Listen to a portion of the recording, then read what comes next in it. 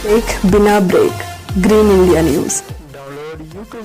विश्व के सभी मेरे साथियों को राजरत्न अंबेडकर की ओर से जय भीम, नमो बुद्धाय। द अनटोल्ड अंबेडकर के 16वें भाग में और आखिरी भाग में आप सभी लोगों का स्वागत है। आखिरी भाग इसलिए क्योंकि डॉक्टर बाबा साहब अंबेडकर जी के बारे में कई सारी अनकही बातें, छुपाई गई बातें, इसके ऊपर मैंने ये 15 भागों में आप लोगों तक बाबा साहब अंबेडकर जी की इन बातों को मैं लेकर आया। लेकिन अब बाबा साहब अंबेडकर जी की ऐसी कुछ बातों को मैं आपके सामने लेकर आना चाहता हूं जो निष्कर्ष डॉक्टर बाबा साहब अंबेडकर जी के जीवन का है। वो निष्कर्ष के ऊपर कल से एक अलग विषय के ऊपर यह वेब सीरीज मैं फिर से शुरू कर रहा हूं, लेकिन विषय अनटोल्ड अंबेडकर नहीं होगा, विषय होगा डॉक्टर बाबा साहब अंबेडकर जी के जीवन का निष्कर्ष, यानी बौद्ध धम्म। उस धम्म को बाबा साहब अंबेडकर जी ने भारत में कैसे पुनर्जीवित किया। बाबा साहब ने द बुद्ध एंड हिज धम्मा 5.5 सालों तक बाबा साहब ने इस ग्रंथ को निर्माण करने के लिए लगाया। उस ग्रंथ को हम लोग सिंपल तरीके से जानेंगे कि बाबा साहब अंबेडकर जी ने किस तरह का बौद्ध धम्म दिया हुआ। और यह जानने से पहले मैं आप लोगों को डॉक्टर बाबा साहब अंबेडकर जी का फिर से द अनटोल्ड अंबेडकर में से ये एक बात और आप लोगों को बताना चाहता हूं। 26 नवंबर 1949 को डॉक्टर बाबा साहब अंबेडकर जी ने भारत को संविधान ने अर्पण किया। बाबा साहब जब इस देश को संविधान दे रहे थे तब डॉक्टर बाबा साहब अंबेडकर जी ने भाषण में अपने एक बात कही कि यह संविधान मैंने काफी बढ़िया बनाया है, उत्कृष्ट बनाया है। अगर इस संविधान को लागू करने वाले लोग अगर गलत है तो संविधान किसी काम का नहीं होगा। जरा सोचिए, जिस महामानव ने इस देश के संविधान को बनाने के लिए इतना संघर्ष किया, अपनी शारीरिक परिस्थिति न होने के बावजूद 2 साल 11 महीने 18 दिन तक लगातार इस देश के संविधान को निर्माण किया, वही महामानव इस देश को संविधान देते समय कहते हैं कि यह संविधान कितना भी उत्कृष्ट क्यों ना हो, इसको चलाने वाले लोग, इसको लागू करने वाले लोग अगर गलत है तो संविधान किसी काम का नहीं होगा।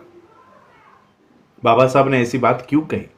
क्योंकि बाबा साहब को पता चल चुका था कि यह संविधान तो बढ़िया है, जिनके हाथों में जा रहा है, यह संविधान जिनके हाथों में जा रहा है, वो लोग इस देश को संविधान के अनुसार नहीं चलाएंगे, यह संविधान लागू ही नहीं होने देंगे। और इसलिए डॉक्टर बाबा साहब अंबेडकर जी ने 1954 में रंगून के कॉन्फ्रेंस में 4 दिसंबर 1954 को बाबा साहब अंबेडकर जी ने रंगून के कॉन्फ्रेंस में एक बात कही। बाबा साहब ने वहां पर उपस्थित 150 देशों के बौद्ध राष्ट्रों के सामने बाबा साहब ने कहा कि आपको अगर बौद्ध धर्म का केंद्र बिंदु अगर कहीं करना है पूरे विश्व में तो वो भारत में कीजिए। भारत में इसलिए क्योंकि भारत जो है ये बुद्ध का जन्मस्थल है, यहीं से बौद्ध धर्म पूरे विश्व में गया है। और इसलिए आप भारत में आकर ये बौद्ध धर्म का निर्माण करो, बौद्ध धर्म का केंद्र करो और बौद्ध धर्म को प्रचार और प्रसार करने का केंद्र बिंदु भारत में करो। बाबा साहब अंबेडकर जी ने देखा कि भारत के संविधान में हम लोगों को जो हक और अधिकार है वो देने के लिए इस देश के ब्राह्मण ही तैयार नहीं है। इन हालातों में मेरे लोगों को, इस देश के लोगों को मैं ब्राह्मणों के इच्छा के अनुसार नहीं छोड़कर जा सकता। और इसलिए बाबा साहब अंबेडकर जी ने बौद्ध राष्ट्रों के सामने यह बात कही और उन लोगों को भारत में इनवाइट किया। बाबा साहब अंबेडकर जी ने उस रंगून के कॉन्फ्रेंस में भाषण दिया और बौद्ध धर्म को किस तरह से पुनर्जीवित भारत में किया जा सकता है उसकी ब्लूप्रिंट बाबा साहब ने रखी। उस ब्लूप्रिंट का, उस भाषण का नाम बाबा साहब रखते हैं Buddha needs no passport nor visa, a blueprint of Buddhism in India.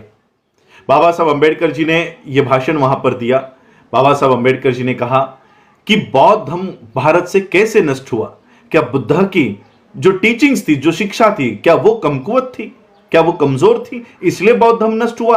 Baba साहब कहते हैं नहीं, भारत में से बौद्ध धर्म इसलिए नष्ट हुआ क्योंकि भारत के ब्राह्मणों ने हमारे राजा बृहदत्त की हत्या कर दी। पुष्यमित्र शुंग नाम के ब्राह्मण ने हमारे राजा की हत्या कर दी और सभी बौद्ध भिक्षुओं की कत्ल कर दिया और इस तरह से भारत से बौद्ध धर्म नष्ट हुआ।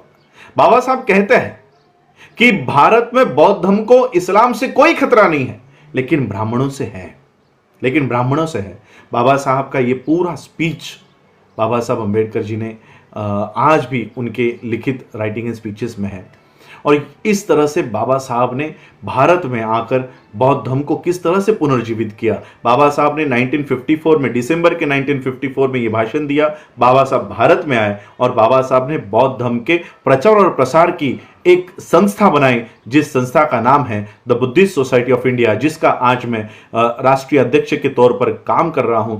ये बुद्धिस्ट सोसाइटी ऑफ इंडिया के माध्यम से बाबा साहब ने भारत में किस तरह से बौद्ध धर्म को पुनर्जीवित करने का काम किया, ये सारा कल के एपिसोड से नए सिरे से ये सारा आप लोगों के सामने बताया जाएगा।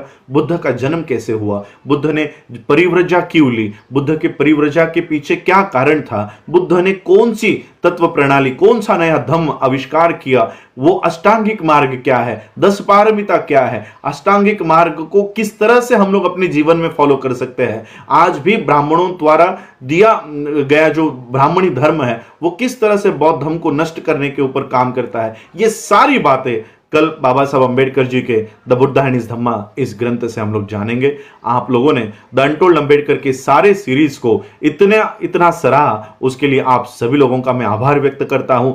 इसी तरह से कल से शुरू होने वाली द बुद्धा एंड हिज धम्मा की ये वेब सीरीज को भी आप लोग चाहेंगे, ये आशा करता हूं, ये कामना करता हूं। आप लोगों ने मुझे जो प्रोत्साहन दिया उसके लिए आप सभी लोगों का आभार। जय भीम, जय भारत, नमो बुद्धाय।